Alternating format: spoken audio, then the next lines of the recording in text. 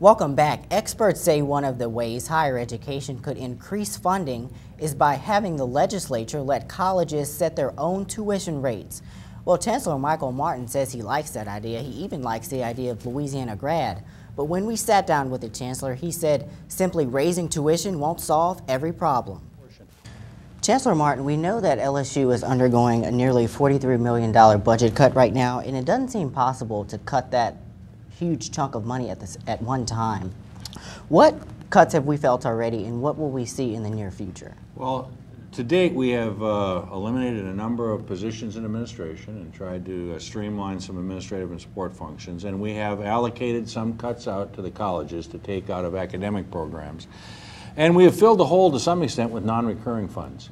So in the future, we're going to have to make some very hard decisions about programmatic eliminations and reductions and some other rearrangement so that we can continue to pursue excellence even if we do it in few areas.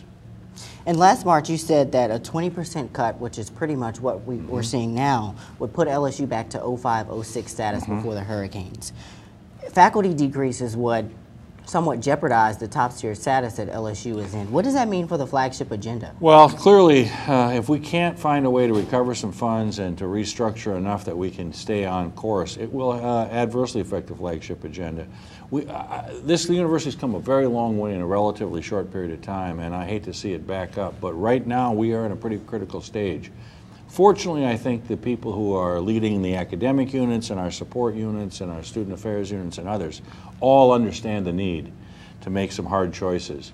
And I believe the students understand the need to maybe pick up a larger share of the cost of their education so we can continue to be a top-tier university and we can continue to be the flagship this state deserves. And speaking of students picking up a larger share, you've discussed a flagship fee. Others are proposing a tuition increase would help solve these problems. What solutions are you particularly in favor of? Well, first of all, I think I would prefer a tuition increase over a fee, partly because the students who are on top scholarship would have it covered, and that's a good thing for us. But I think some combination of fee and tuition increase is appropriate, but also at the same time, we have to look at ways to diversify the source of our funding. We have to move away from as heavy dependence on the state as we have been and pursue a model a little closer to some others like Michigan and Virginia and Penn, where we have a broader base of support. We need to build a much larger endowment so endowment income can fill a hole. We need to be more entrepreneurial and find new ways to generate funds from things we're already doing.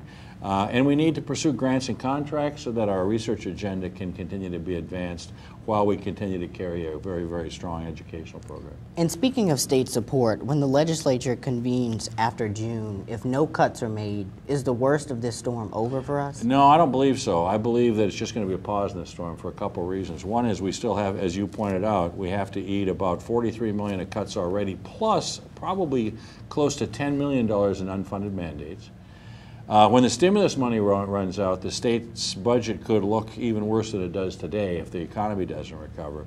So I don't want people to view this anything other than a pause in the storm. Thank God we've had a pause in the storm, but the storm is far from over.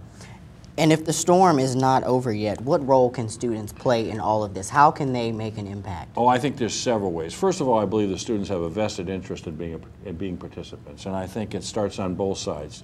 Participating with all of us about determining what we can and have to continue to do at LSU to be great, to be part of the dialogue about restructuring and refocusing. But also students can be involved in sharing their opinions and their desires with legislators, the governor's office, the general citizenry, our congressional delegation, the media, wherever students can go and let people know how they feel about this great university, I think is in the best interest of them and in turn in the best interest of LSU. All right, Chancellor Martin, thank you for your time. Thank you very much. Great to be here. Martin also said TOPS should be reworked to make it a bigger reward for students entering college by raising the ACT score requirement from 21 to 23. He said that would save the state about $30 million, about 90% of LSU freshmen to begin their college careers with the TOPS scholarship.